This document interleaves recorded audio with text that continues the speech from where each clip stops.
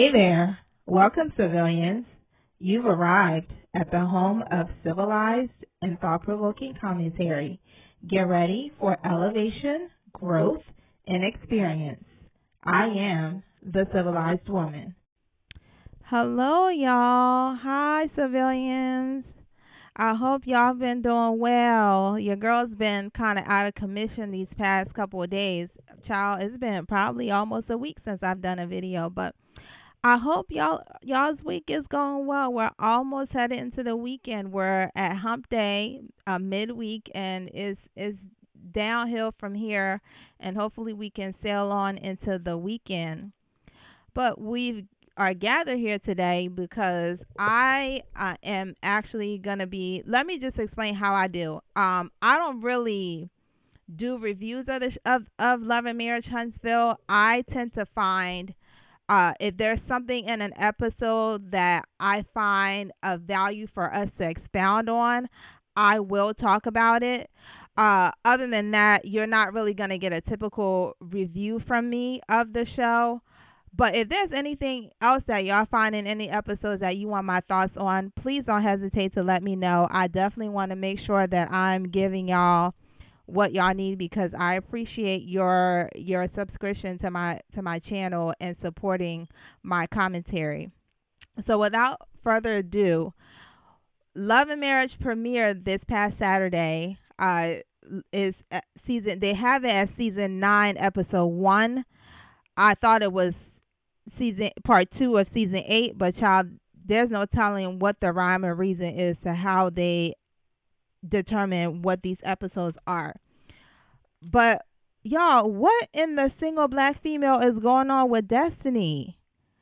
I mean, your girl was all up Mel's tail. If she could curl back up and go in that lady's birth canal and come back out and be birthed as one of Melody's children, she would do it.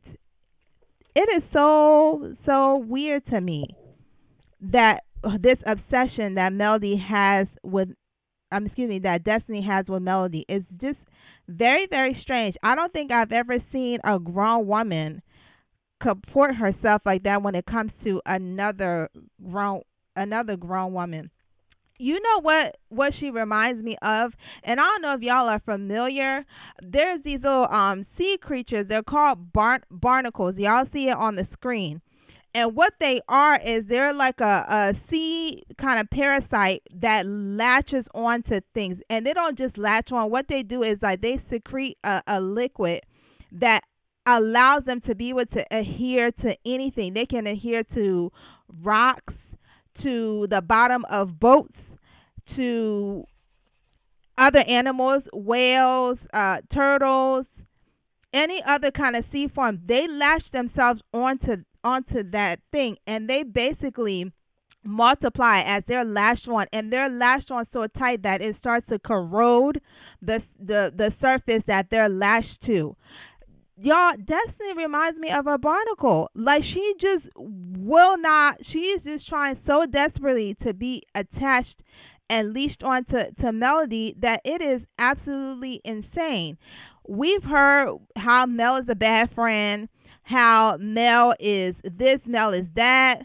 You know, she could have had Mel along with Martell and a side chick, and Mel's mama pimped her out, and all these crazy things, and yet she is so desperate to be in relationship with this lady.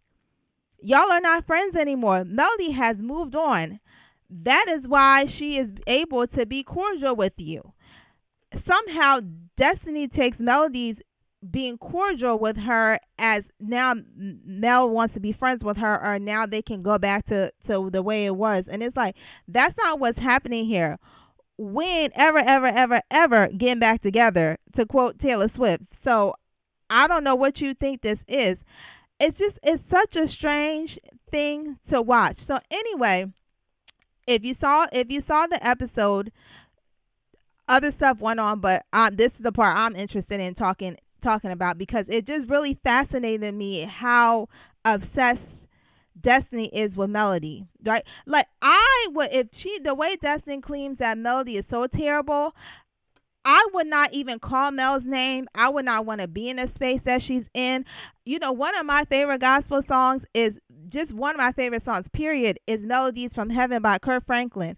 I wouldn't even sing that song because it has Mel's name in it. But yet and still, this girl is just doing everything that she can to somehow find herself into Melody's space. It is just very, very weird. Destiny definitely has an issue with moving on from stuff. In particular, her female friendships.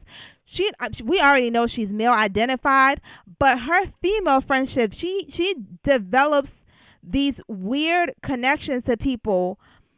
She just tends to elevate those relationships to a status like a closeness that's not really realistic, nor is it appropriate for the level of friendship or association she may have with a particular female. And this is especially if the individuals that she has developed this quote unquote friendship with are people of status or success, i.e., like Sunny or Mel. Now, with Mel in particular, it seems to be deeper than just a friendship. She almost seems to put Mel as a mother figure for her. It's like she wants to be down with Mel so bad. Destiny to me is definitely a cautionary tale of why you should not be friends with with an unhealed motherless daughter, which I believe Destiny is for sure. We all know that she doesn't have the best relationship or closeness with her mother. She's been mostly raised by her father, but Destiny got this weird thing going on where she's an opportunist, but also she deals with rejection, right? So she gets into these situations that where she sees an opportunity for a come up or whatever it is, and then she latches on to these people. She becomes a barnacle in their lives, and then when she gets rejected by them, then all of a sudden, first of all, she's a perpetual victim, and like Melody likes to say, Destiny do really be always looking for a moment, and is very hypocritical because she requires, and this to me is one of the cautionary things or one of the signs of somebody who is a motherless daughter. So here's the thing: the reason why the relationship between a woman and her mother is such a huge barometer is because that is the first woman that any woman deals with is your mother. We all go through these stages with our moms. When we all come out, we there's a level of where we're dependent on them like every other baby for the food, for the nurturing, for the love and all of these things, right? And then you get to those teenage years where it's like you're almost jockeying for your womanhood. You don't, as a teenager, you don't quite know what that is, but you are jockeying for that position, right? And then you get to this point where as you get out of that, you may go to college, but you as you adult and grow, all of a sudden your mother becomes your friend, and if you're blessed enough, she can be your best friend because she's still your mother, but there is a friendship that has developed there because with this woman you have learned how to deal with other women, how to share your space with other women, how to love other women, how to nurture and receive nurturing from other women, how to relate to other women, how to resolve conflict with other women, how to speak to another woman, how to lift her up, how to just all these wonderful things with all the challenges that you can have with a mother daughter relationship. There's all these wonderful attributes that you get to build that is very different from a relationship you would have with your father. So the relationship with your father helps you on how to relate with men. It helps you know what to look for in a future spouse or whatever, or a man that you date, which could either be a good thing or a not so good thing depending on how involved your father was in your life, how great of a person your father was, if you even knew them. So that's what that does. But the uniqueness with the mother daughter relationship is that is the relationship, that is the first relationship that shows you on how to relate to other women.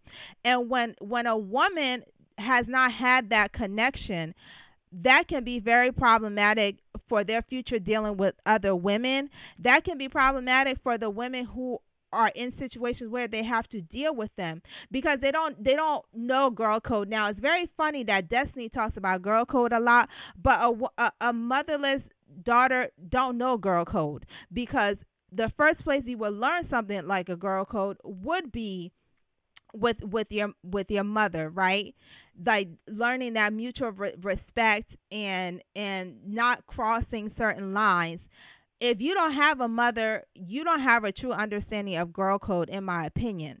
That's the first thing. You don't have a level of what it means to be a true girl's girl. Now, being a true girl's girl to me is not just all, believe all women. It is being able to support, to encourage, to uplift, even when that woman is not even able to do that for herself, for you to be able to stand in the gap for her, but also be able to tell her when she's wrong so you can help her be better. That to me is what being a true girl's girl is. All of that again to me are you learn that in your relationship with your mother.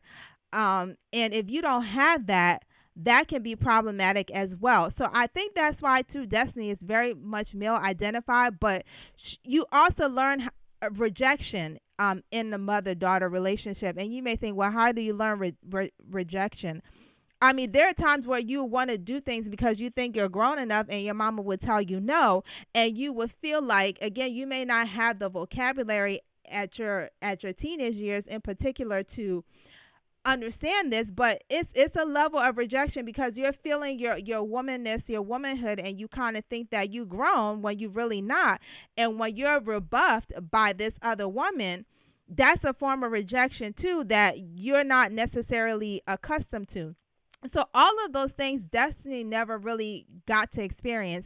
If you take her word for if you take her at her word when it comes to her talking about her dealing with her mother. So now you take this grown woman who is dealing with other women, and when when she comes upon you or when you encounter her, she seems really cool. She seems really down. Y'all think about the relationship that